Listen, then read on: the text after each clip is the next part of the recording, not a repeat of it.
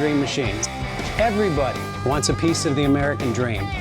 American Dream Machines is rock and roll and beautiful cars.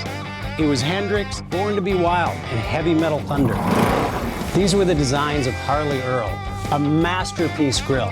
These are the cars that people dreamed about in the 50s, and they still dream about them today. True works of art on four wheels. Welcome to Car Heaven.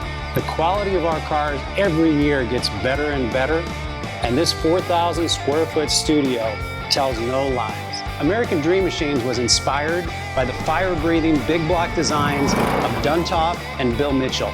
These were the baddest cars in 1967. It's not all about the numbers. If we can get 500, 600, 700 horsepower in one of these street beasts, it's a whole lot of fun.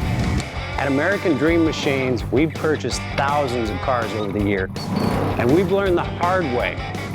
We had to fix them. Our mechanics and restoration staff here are the dream team, and they get 200 cars a year ready for our customers. Yes, I love that. American Dream Machines opened our doors in 2003. We've sold thousands of cars all over the country and all over the world. We have beautiful cars here, and you should own one. So you want to drive the Buick in the back?